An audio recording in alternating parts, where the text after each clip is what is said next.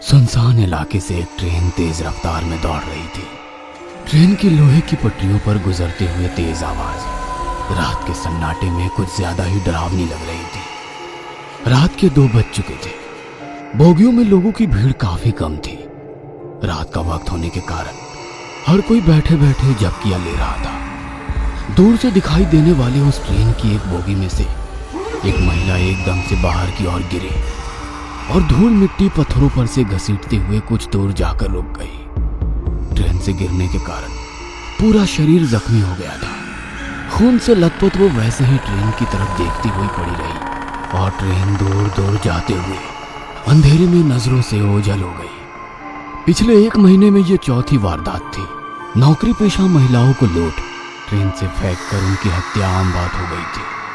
4 दिन बाद तेजी से कदम बढ़ाते हुए वो प्लेटफॉर्म की ओर चल रही थी। रात के करीब 1:30 बज चुके थे। यह आखिरी ट्रेन थी। अगर ये ट्रेन छूट जाएगी तो सुबह 5 बजे तक उसे इंतजार करना पड़ेगा। इसलिए किसी भी हालत में उसे ये ट्रेन पकड़नी ही थी।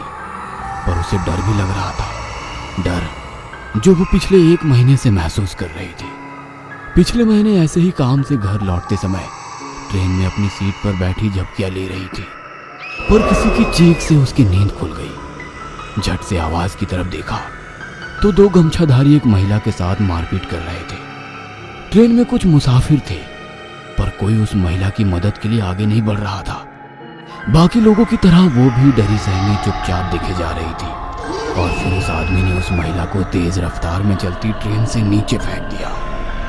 यह सब उसके सामने हुआ था, पर उसकी हिम्मत नहीं हुई कि पुलिस में शिकायत करे और उसी वजह से वह खुद भी खौफ में सफर करने के लिए मजबूर थी। पर परिवार भी तो चलाना है। ट्रेन धीरे धीरे आगे बढ़ने लगी और उसके साथ उसने अपने कदमों की रफ्तार भी बढ़ा दी। दौड़ते भागते वो प्लेटफॉर्म में दाखिल हुई।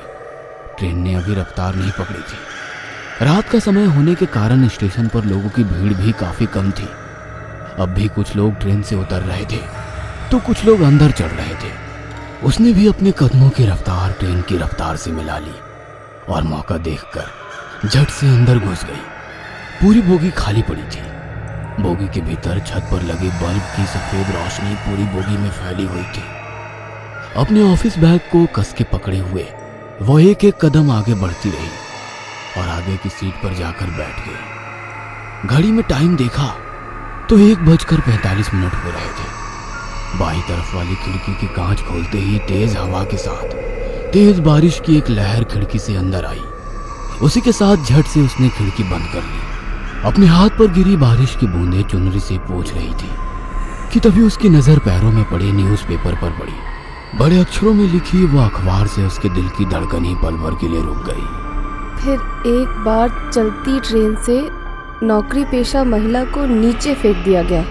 नीचे मरने वाली महिला की धुंधली सी तस्वीर थी। जिस डर को वो नजरअंदाज करने की कोशिश कर रही थी, वो डर रह रहकर उस पर हावी हो रहा था। उसने झट से अपना ध्यान हटाया और खिड़की से बाहर झांकने लगी। तभी किसी के कदमों की आवाज ने उसका ध्यान आकर्षित किया।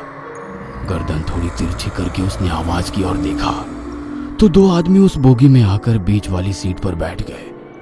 वो आपस में ही बात कर रहे थे। अब उसे हर मुसाफिर से डर लग रहा था। अपनी पर्स कस के पकड़कर वो शांत बैठी रही कि तभी बोगी के अंदर एक और लड़की दाखिल हुई। शायद नौकरी करती होगी। दिखने में बहुत ही सुंदर थी।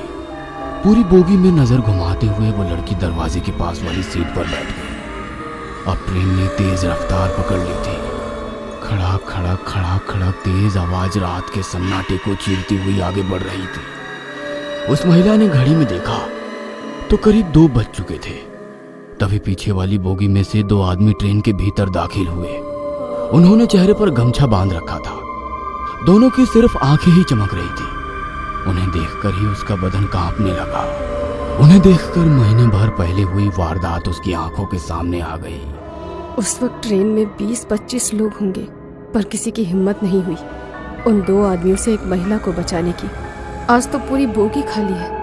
इस एक ख्याल ने उसके दिल की धड़कनें बढ़ा दी। उन दोनों ने पूरी बोगी में नजर घुमाई और दरवाजे के पास बैठी उस लड़की को ताड़ते हुए आगे वाली बोगी में चले गए। वह लड़की आंखें बंद करके खिड़की के पास बैठी थी। शायद काम की वजह से थक चुकी होगी। अब उस बोगी में केवल 4 मुसाफिर थे। थकान की वजह से उस महिला की भी आंखों पर नींद का असर दिखने लगा।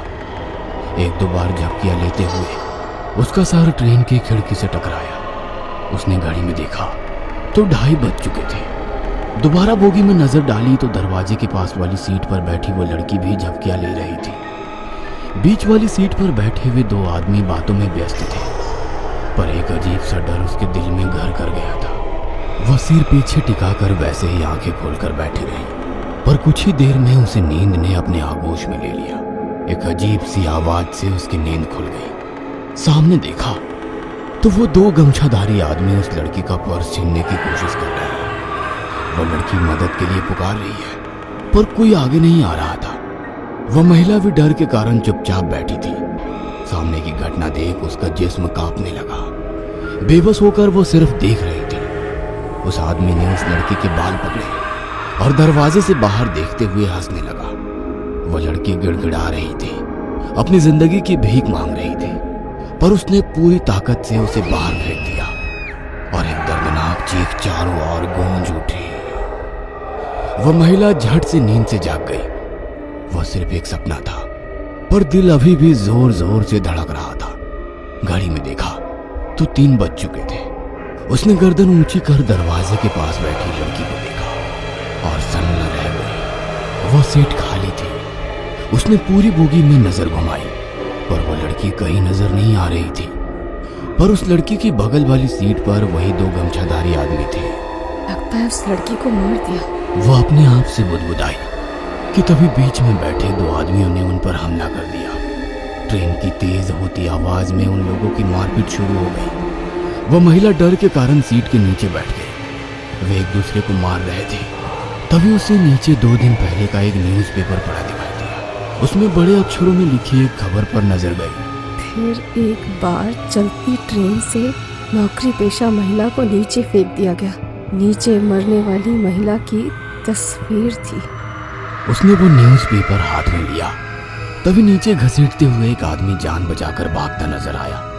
पीछे वही गमछाधारी आदमी चला आ रहा था। अब उस औरत को भी समझ आ गया कि आज उसे भी चलती ट्रेन से नीचे फेंक दिया जाएगा। डर के कारण उसकी आंखों से पानी आने लगा। जमीन पर घसीटता वो आदमी सामने देख रुक गया। जमीन पर पड़े उस आदमी के माथे पर किसी ने गन लगाई थी। वह बंदूक देखकर महिला ने जीने की आस ही छोड़ दी। डर के कारण अपने घुटनों के बल नीचे बैठी उस महिला ने सामने देखा और दंग रह गई। हाथ में गन लिए वही लड़की थी जो दरवाजे के पास बैठी थी। तभी पीछे से आ रहे गमछाधारी ने नकाब और चादर हटाई। वो 2 पुलिस वाले थे। हाथ में गन पकड़ी वो लड़की बोली, मन तो करता है यही तुम दोनों की खोपड़ी खोल दूं, ताकि तुम जैसे हैवान दोबारा किसी लड़की को कमजोर समझने की गलती ना करें। हवलदार, ले चलो इन दोनों को, खातिरदारी जो करनी है। वो लड़की तो इंस्पेक्टर थी। उस महिला की जान में जान आई। जमीन पर पड़ी न्यूज़पेपर को उठाया। मरने वाली औरत की तस्वीर देख सन्न रह गई। तस्वीर उसकी खुद की थी। शायद उसकी रूह इंसाफ के लिए तड़प रही थी, जो आखिरकार मिल गया था।